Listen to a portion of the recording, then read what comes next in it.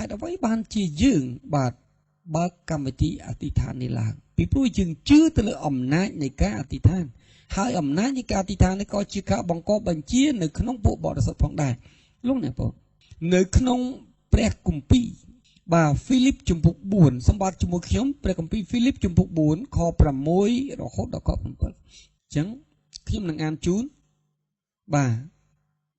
cùng áo khoai khoai à vậy lại châu tú đào pre ở chỉ pi xịt đây sầm nôm rồi bao nè rồi kia không group ca tiếng ở đói xịt đây ở tị thán nâng bịa tu lồng vò tiếng pol bịa ởประกุนพองอย่างนุกสิกได้ซอกซานระบบแผลได้หัวเลือกปีออกเตียงกลุ่มนัดหนึ่งช่วยกาปีจัดหายหนึ่งกลุ่มนัดระบบเนรอกนี้ขนมประกฤษสื่อบาลูกสวีปอลบานแต่เซเลือกตัดจัดแต่การปุจุ่มนุ่มฟิลิปออยสกอลปีอมนาจประจิสดาได้เปรย์จะเอามาจากบานด่านในขนมปุบอร์ซับตามระยะกาติทานลูกบาเลือกตัดจัดมาปุบอร์ซับท้าบ่าเนื้อเป็ดอันนี้มีนบรรทุกเนื้อเป็ดอันนี้มีนปัญหาเนื้อเป็ดอันนี้มีนจุ่มงือเนื้อเป็ดอันนี้ทะเลตัดจัดเนื้อเป็ดอันนี้มีนเรื่องรายในขนมชีวิตบ่ากลมควายควายบ่ากลมควายควายแต่โน้มยกเตียงอ้อโจลตึกไอจุ่มปูเปรย์ได้จีได้จีสำหรับสองให้จีปุกระบอกพงยืนปีปรุเปรย์กัมปีฮีบรูมาปรับท้ายังไม่ได้โดยเฉพาะโจลยังโจลมกไอบาลังในเปรกุนให้ตู้ส้มโดยบานับเป็นยังตรกาโจพระเยซูตรงกุ้งทั่วจีสำหรับซองในยืงในจุ่มปูเปรย์โดยจีประโวไปได้ให้ตรงตู้หลังวอจุ่มนูยืงจุ่มงูปุบอร์สับได้ดมงูรกคลายผมบ้านตึกเปรย์โดยจีประโวไปได้บาโดยเฉพาะบาตรงกุ้งจีสำหรับซองบาแต่ตรงในจุ่มปูเปรย์ไปได้บาปองซับปฏิอายึงโจลเตอร์ไอตูลงวอบ่าจังให้บานลูกเสือโพธาจุ่มนวดในกาฟอลควายสมโนมยกกรุบเตียงอ้อลุงยัยทำไหมบ่าโจตูดอกเปรี้ยเอาจีบปีสิกได้สมโนมระบอนเนี่ยรอคณิกนองกรุบเตียงอ้อมันท่าเรื่องเอาไว้ที่มันท่าเรื่องจุ่มงื้อมันท่าเรื่องปลองมันทำบรรดาษาบ่ามันท่าไอ้กี่บ่ามันท่าบรรทุกปัญหาบ่ามันท่าลูกเนี่ยบางปนทะเลตึกจัดหรือก็มันท่ากระตาไว้บาดเอาแต่จีเรื่องราวเตะตรงในชีวิตระบบพองปุบอดสดบาดโกนระบบพองเปรียยืงสดแต่อาโจลได้จุ่มปุเปรียจะเอามาจากเตียงออกบานจังให้มาเปรียกับเพียงปรับท้าบ่ายังไม่ได้โดยสิกระเดอธิษฐานเปียตูลงวอหนึ่งปีออกประกุนลูกนางปนการอธิษฐานลูกเสือปนบานปรับทำเป็นตุ่มรงใบในขนมเปรียกับปีฟิลิปตีมวยอธิษฐานแต่พิสังเลยังเปียเผอเปีย prayer ที่ปีเปียตูลงวอพิสังเลเผอเปียท่า intercession บาดคือตูลงวอที่ใบคือไอ้เก้ thanksgiving นี่คือจิเปียบ่าปีพวก thanksgiving ก็จิเปียอธิษฐานพองได้เนื้อเปียได้ยังอพระคุณในขนมแต่งสระตึกเพลย์แต่งชื่อจับไอ้ยังแต่ยังอดสำลังมือปัญญาบ่ยังสำลังตะกันยังไม่ได้ยังสำลังตะกันเปรี้ยดอกปิ้งดอยเสรีอเปรี้ยดปิ้งดอยประกุนก็ได้เมตตาก็ได้สลังก็ได้สับปะรดเนื้อเป็นได้ยังจุนึงแต่ซาดำการป้องแต่ซาดำการป้องจุงือตัวเกี้ยนึงบรรทุกปัญญาจุบัดเห็นไหมบ่าปีพวกอะไรยังไม่ได้เอายังปะดาวตะลึงปัญญา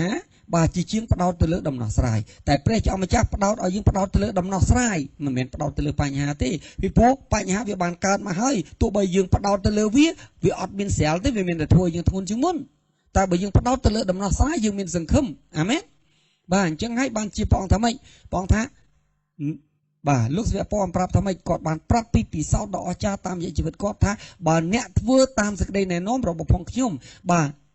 สิกได้สกสานระบบเปรย์จิมจ้าหนึ่งโฮโจลกุมหกตัวขนมชีวิตบาตัวขนมกำนึดบาตัวขนมเจ็ดให้ได้บางก่อนใหญ่จังปีพูนหนึ่งปีควอลควายจับดามปีขนมเจ็ดควอลควายจับดามปีขนมกำนึดมุนปีได้เวียจับดามไวลุกทั่วไอเรียงกายบ่ยังจกซ้ายหรือมีจุ่มเงืออาเมนแต่หนึ่งปีได้ยังอธิษฐานตัวเปรย์สิกได้สกสานระบบเปรย์บันโฮโจลตัวกรบระดับกำนึดบ่ยังตัวโฮโจกรบกาปีเจ็ดระบบพองยังกาปีกำนึดระบบพองยังบ่เหมือนเอาอำนาจในสิ่งใดละบุ้งบ่าอำนาจในบรรทุกปัญหาตึกปะปอดวงจัดบานลาย ដោយកំសាន្តដួងចិត្តនោះដោយកំសាន្តដោយការពារដួងចិត្តនោះបាទធ្វើឲ្យដួងចិត្តនោះបានប្រសើរឡើងមុនពេលដែលទ្រង់ឆ្លើយតបនៅពាក្យអធិដ្ឋានយើងអាមែនហើយនៅក្នុងបាទដូច្នេះខ្ញុំអានម្ដងទៀតបាទកុំឲ្យខ្វល់ខ្វាយអ្វីឡើយចូលទូលដល់ព្រះឲ្យជ្រាបពីសេចក្តីសំណូមរបស់អ្នករាល់គ្នាក្នុងគ្រប់ការទាំងអស់សូមនិយាយជាមួយខ្ញុំទាំងអស់ដោយពាក្យអធិដ្ឋាននិងពាក្យទូលលង្វទាំងពោលពីអរព្រះគុណផងយ៉ាងនោះសេចក្តីសុខសាន្តរបស់ព្រះដែលហួសលើសពីអស់ទាំងគំនិតនឹងជួយការពីចិត្តហើយនឹងគំនិតរបស់អ្នករាល់គ្នាក្នុងព្រះគ្រីស្ទយេស៊ូវហើយមួយទៀតនៅក្នុងព្រះគម្ពីរយ៉ាកុបជំពូក5ខ13ដល់ខ16យ៉ាកុបគឺជាម្នាក់ក្នុងចំណោម3នាក់ជាមួយនឹងយូហានព្រមទាំងពេត្រុសដែលជាសសរទ្រូងនៃពួកជំនុំនៅក្នុងព្រះបាទនៅក្នុងទីក្រុងបាទយេរូសាឡឹមបាទលោកបានសរសេរយ៉ាងនេះថាម៉េចតើមានអ្នកណាការទុកលំបាកឬទេលោកសួរថាក្នុងពួកជំនុំមានអ្នកណាការទុកលំបាកឬអត់លំបាកដោយជំងឺក៏ដោយលំបាកដោយចម្ពាក់លុយគេក៏ដោយលំបាកដោយខ្វល់ខ្វាយអញ្ចិតប្រឡងក៏ដោយលំបាកអីក៏ដោយបើគ្រាន់តែចូលទៅរកព្រះបាទអធិដ្ឋានវាមានបញ្ហាអីអាមែនបាទលោកបាទត្រូវឲ្យអ្នកនោះអធិដ្ឋានណាគាត់ថាលំបាកអីក៏ដោយបាទទោះបីលំបាកនឹងតូចធំកមុំកន្លោះបាទគឺចូលទៅរកព្រះអធិដ្ឋានតើមានអ្នកណាអសប្បាយរីកទេត្រូវឲ្យច្រៀងសរសើរចុះបាទអាមែនយើងជំទាវចប់មិនទេយើងអត់ជានេះតើមានអ្នកណាឈឺឬទេឃើញគាត់សួរសំណួររហូតទេអ្នកណាឈឺឬទេត្រូវឲ្យអ្នកនោះហៅពួកចាស់ទុំក្នុងពួកជំនុំឲ្យមកអធិដ្ឋានឲ្យចុះព្រមទាំងលាបប្រេងឲ្យដោយនៅព្រះនាមព្រះអម្ចាស់បាទពួកចាស់ទុំដែលយើងនិយាយកន្លែងនេះសំដៅទៅលើអីគេបាទទី1គឺសំដៅទៅលើអ្នកដែលអីគេអ្នកដែលមានជំនឿមុនយើងអ្នកដែលជាបងយើងអ្នកដែលព្រះដាក់ប្រេងតាំងអ្នកដែលបាទអ្នកនាំមុខមិនថានៅក្នុងក្រុមជំនុំរបស់យើងឬក្រុមជំនុំដទៃផ្សេងទៀតអ្នកទាំងឡាយណាដែលគេមានពិសោធន៍ជាងយើងមានអនញ្ញចិត្តរបស់ផងព្រះជាអម្ចាស់គេយល់ដឹងព្រះបន្ទូលគេចេះប្រើសិទ្ធគេចេះប្រើអំណាចបាទយើងអាចទៅអធិដ្ឋានឲ្យគេបានបាទយើងអាចទៅសុំការអធិដ្ឋានពីគេបានអាមែននេះគឺជាអ្វីដែលព្រះគម្ពីរបានប្រាប់បាទហើយចាស់ទុំនេះអត់និយាយលើអត់និយាយទៅវ័យទេលោកអ្នកបងប្អូនលោកស្រីអប៉ុលសរសេរទៅកាន់លោកធីម៉ូថេដែលលោកមានអាយុត្រឹម17ឆ្នាំថាកុំឲ្យគេមើលងាយអ្នកដោយព្រោះក្មេងនោះឡើយ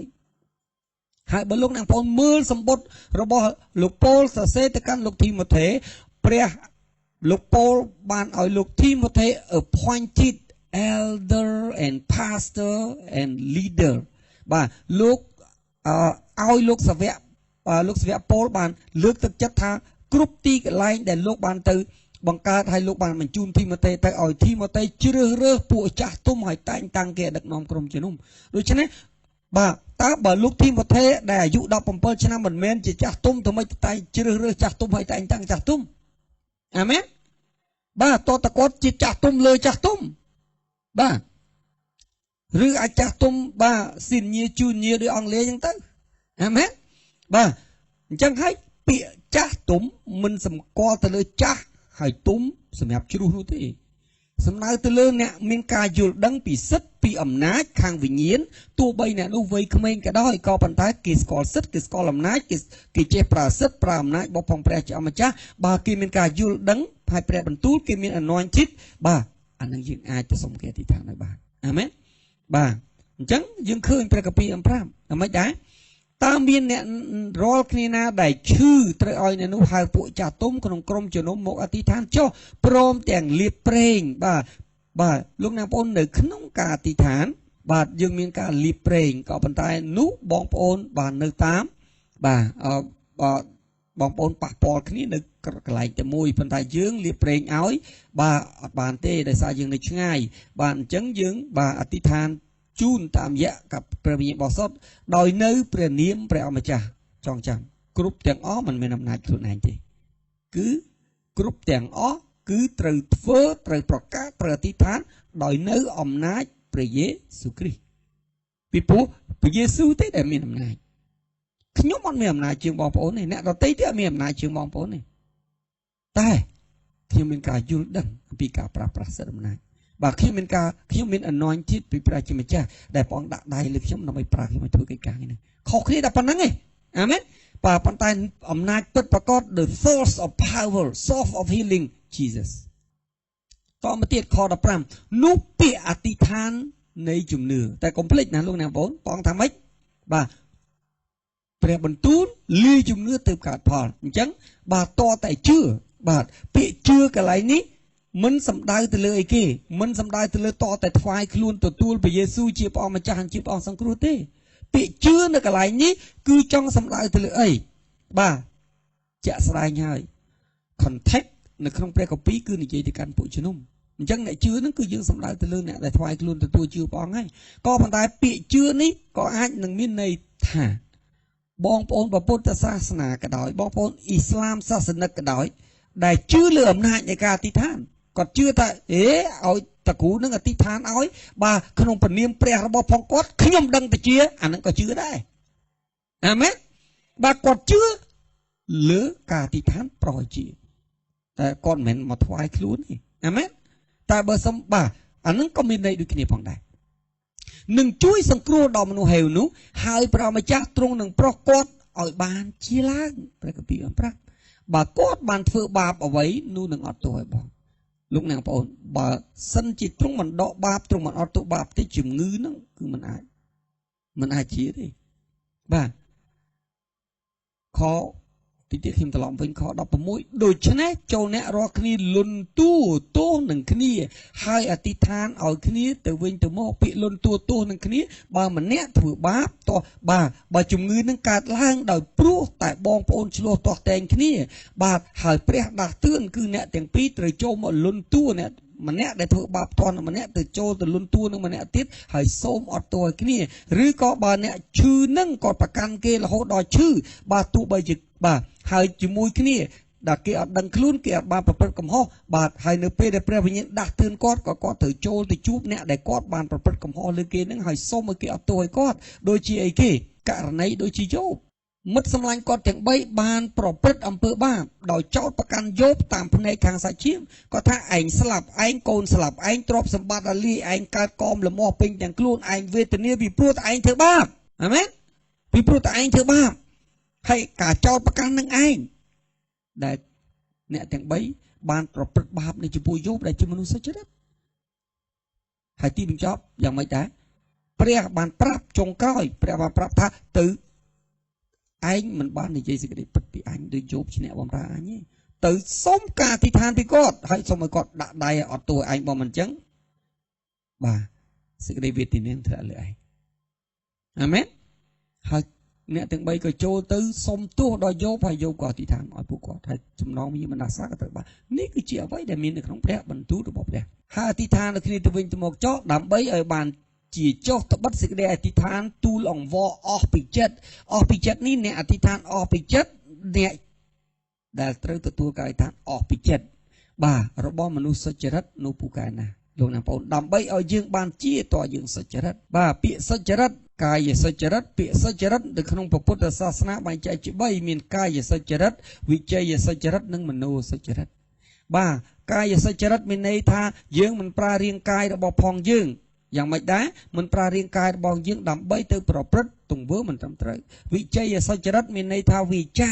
បាទគឺយើងមិនប្រើពាក្យសម្ដីរបស់ផងយើងដើម្បីដាក់បណ្ដាសាបាទដល់បងប្អូនយើងឬប្រើពាក្យណាមួយបាទដែលមិនត្រឹមត្រូវបាទមโนសុចរិតមានន័យថាការគិតដែលមិនសុចរិត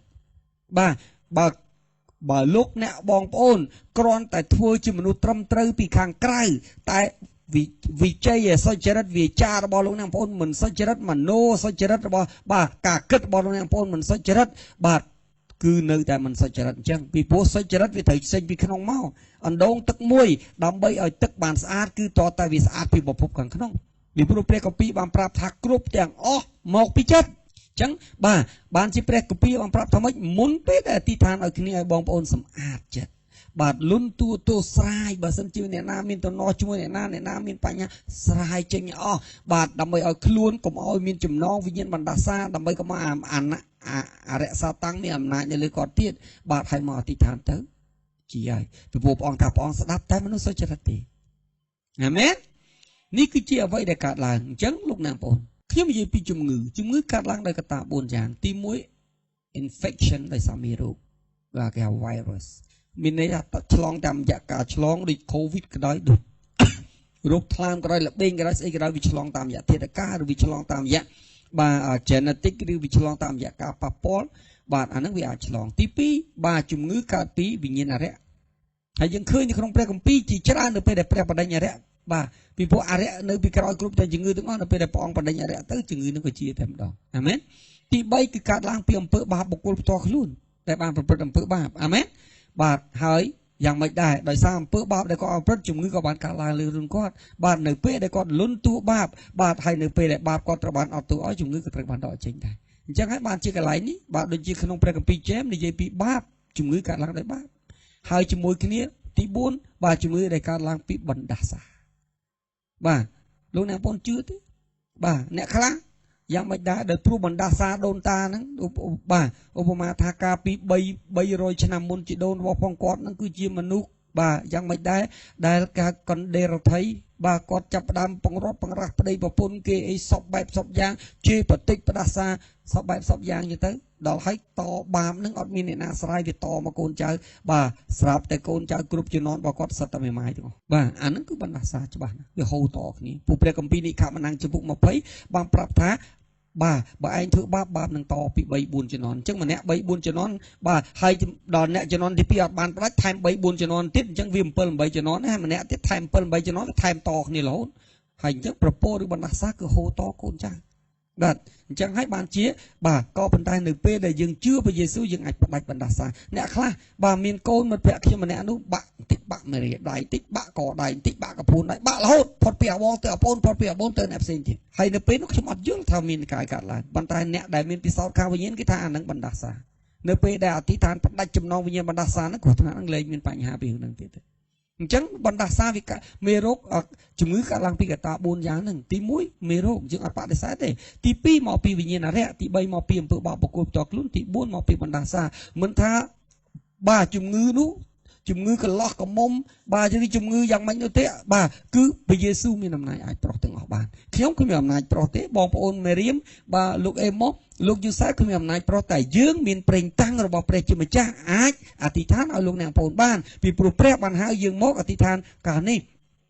អាមែនបាទដូច្នេះយើងជឿទៅលើអំណាចនៃការប្រោះជាហើយយើងបើកកម្មវិធីនេះឡើងមិនមែនប្រម៉ូសិនទេបងប្អូន